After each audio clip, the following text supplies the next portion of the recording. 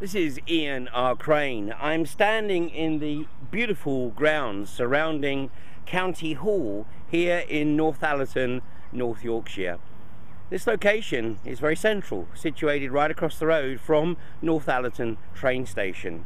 Now, in just a couple of days' time, the Planning Committee of North Yorkshire County Council will make what is quite possibly the most important and significant decision of their respective careers. They will be considering the application by Third Energy to frack their existing well, known as KM8, at Kirby Misperton, just a few miles to the southeast of here.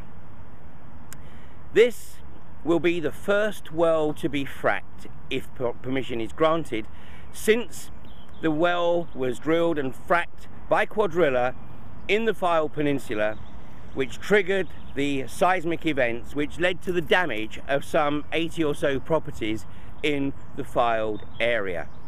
The reality is that this industry is effectively a cowboy industry in the UK. Whether it's Quadrilla, whether it's iGas, whether it's Rathlin Energy, they have all demonstrated that they are incapable of performing these operations without significant environmental impact or breaches of environmental permits or breaches of health and safety regulations. And we have no reason to believe that Third Energy will be any different. The people of the Rydale and broader North Yorkshire area have made their feelings very clear. They do not want this industry to become established in this beautiful part of the country. It shouldn't be established anywhere, let alone here. And in December of last year, the British government effectively unleashed environmental warfare right across the whole of the north of England. The only area that isn't touched is effectively the High Pennines. Everything to the west in Lancashire and everything to the east in North, South and West Yorkshire has been targeted. If Third Energy are granted permission to frack their existing well at Kirby Misperton, it will open the floodgates for the likes of Quadrilla and, probably more concerning, INEOS to submit their own applications to establish this industry right across this beautiful county. INEOS have stated categorically that they would be looking to establish something in the region of 12 wells per square mile. And within a decade, this beautiful part of the UK would resemble southern Queensland, where the population density is less than 1% of what it is here in the north of England. This obscene and absurd industry has no place anywhere on the planet, but certainly not in a densely populated country like the UK, and certainly not at the hands of the cowboy companies with zero experience of this industry. And we've seen in the US and in Australia, where even the companies that have a decade of experience are still guilty of causing contamination of the water, of the soil and of the air. Now, just a few weeks ago, Flamingo Land, which is North Yorkshire's most significant revenue earner in terms of tourism here in the county, came off the fence. And having done their research, having looked at the work of Dr. Robert Oswald and Michelle Bamberger, finally stated that they were going to ask the North Yorkshire Planning Committee to reject the application that's been submitted by Third Energy.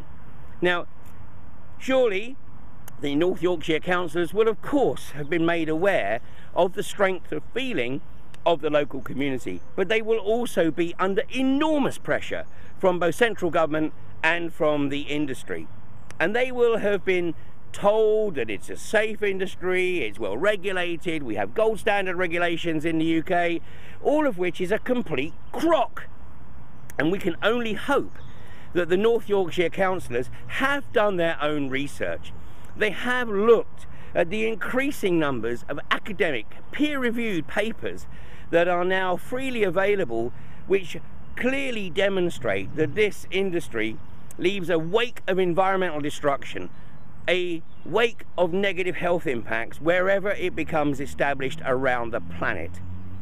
So in June of 2015, Lancashire County Council rejected Cuadrilla's application to drill and frack 2 wells in the Fylde Peninsula.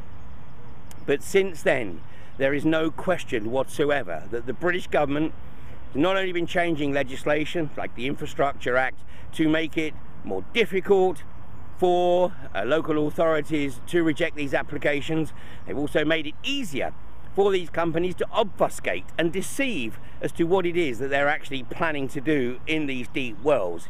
And of course we also have the other issue of what is the real purpose behind these deep wells, because at barely $45 a barrel, then this is an industry that is just not viable. It's not viable in the US, it's not viable in Australia, and it's certainly not viable here in the UK. So what is the deeper agenda? Does it perhaps have some relationship with the UK government's white paper on deep geological disposal? Do these companies actually perceive that the real revenue stream is going to be coming from leasing these deep wells to the British government for the disposal and storage of highly toxic nuclear waste? This is an observation that I have made over 18 months ago now and has never been refuted. The British government does not want to be drawn on this issue, and the reason being is because they don't want the people to be aware perhaps of the longer term agenda.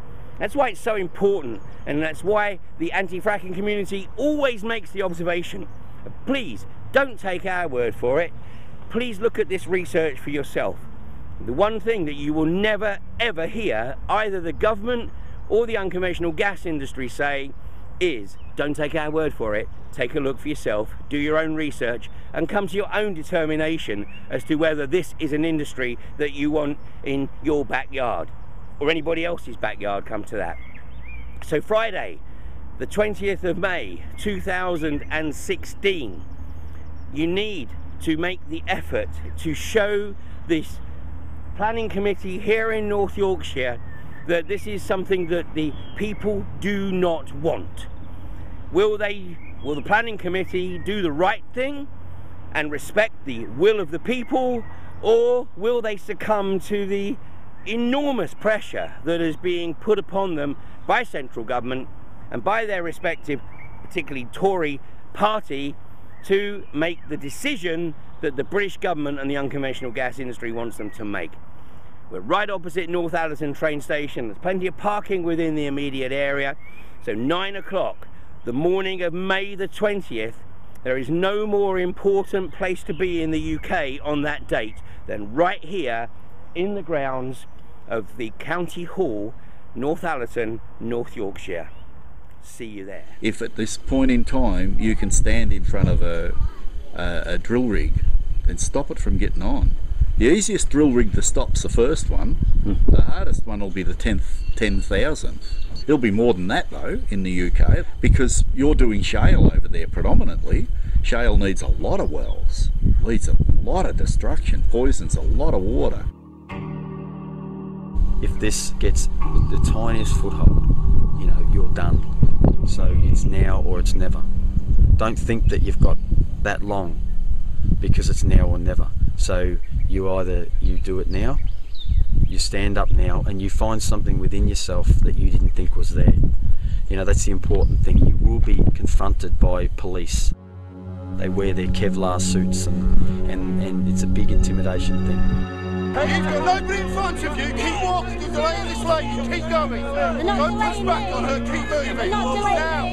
If you've got to keep going, the officer, keep moving. It's up to the people of the UK to get their cameras in the face of the Kevlar security, the Kevlar police who are paid by the corporations. And we have to say no. That's all it is. But it's more than just saying no at a meeting. It's intent. It's the intent of no. It's the knowing that you mean no. That's when you will be unbelievably powerful. You come out in numbers. If they see your grandmother and the mother and the child come out and say we are not going to accept this, then they are finished.